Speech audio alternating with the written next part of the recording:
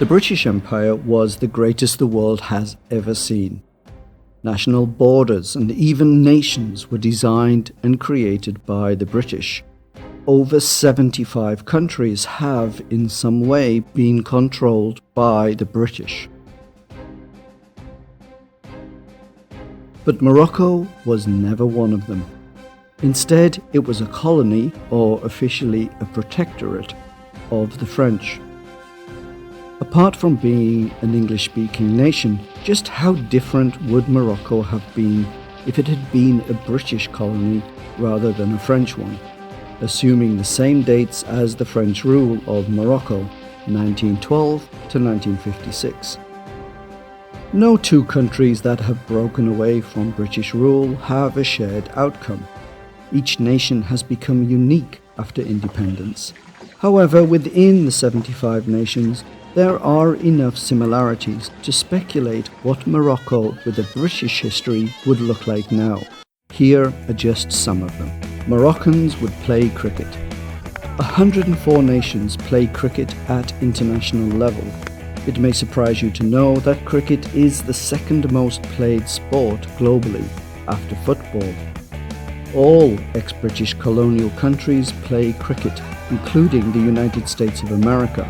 And there are some Muslim nations that play the game, including Afghanistan, the UAE, and even Saudi Arabia.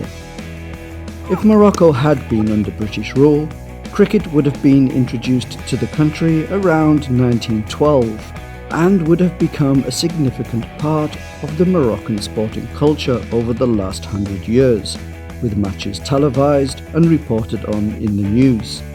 Cricket would have been taught and played in all Moroccan schools. In reality, cricket was introduced to Morocco in 1991.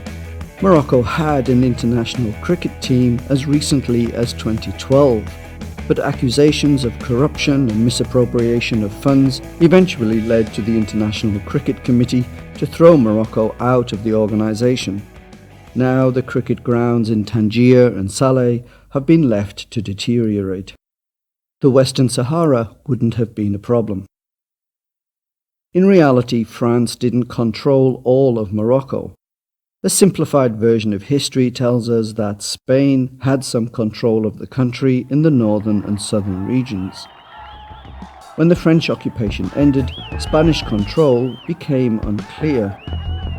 In 1975, Moroccans marched to the Sahara in what is known as the Green March. They demanded Spain gives back the region to Morocco. What then followed was an international shambles that has led to decades of disputes and conflict. Wherever the British ruled, they tended to rule alone. Joint sovereignty was not really a thing in the minds of the British. It still isn't. So the idea of the British sharing parts of Morocco, such as the Western Sahara, with the Spanish? No way, Jose. From Tangiers in the far north to Tekla in the deep south, it would have all been British. So if Morocco had gained independence from the British, it would have included all the occupied territories, including Western Sahara. No need for a Green March Day, no disputed territories. All British, all returned to Morocco. Moroccans would drive on the left side of the road. Perhaps. In 1912, when Britain would have taken control of Morocco, the motor car was still a rare thing, and the streets were not that busy. It's fair to assume that in early 20th century Morocco, it wasn't the law, but local culture and habit that decided which side of the road people travelled on, as this was the case throughout most of the world. Britain, however, has always driven on the left. When the wealthy British nationals chose to settle in Morocco at the start of their rule, they would bring with them their cars and impose laws that demanded left-hand drive. Today there are 78 regions in the world that drive on the left side of the road. Almost all of them were once controlled by the British. These countries include India, Australia, Malta, Singapore, Japan, Hong Kong, and even the United States of America. Well, one part of it, the US Virgin Islands, situated in the Caribbean. When you look at the nations that do still drive on the left, you see that all of them are islands or cover a huge landmass, or in the case of Australia, both. It's easy to drive in the different direction to your neighbour when you are surrounded by water.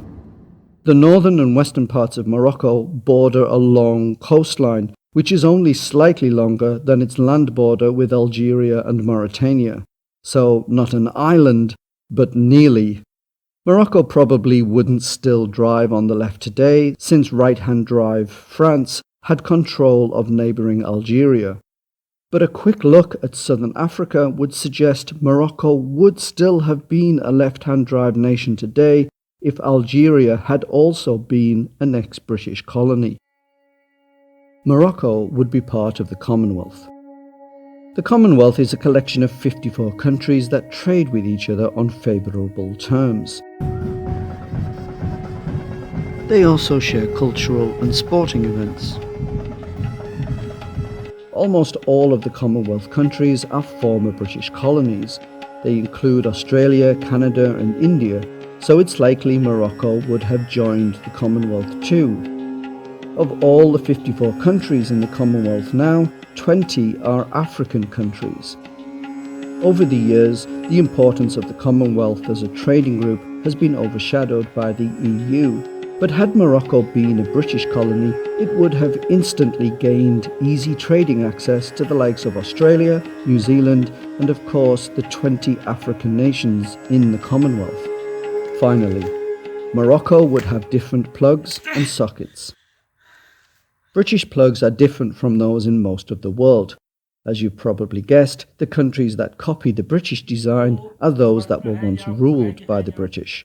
India, Singapore, Malta, South Africa, for example, all have the distinct 3-pin plug. In fact, the British plug is regarded as the safest in the world. Insulated pins, the clever wiring layout, and the fuse inside the plug are just 3 of the many safety features that the Moroccan plugs, which follow the less safe French design, don't have. So, is it better to be ruled by the British or the French? You decide. Thanks for watching. Bye-bye now.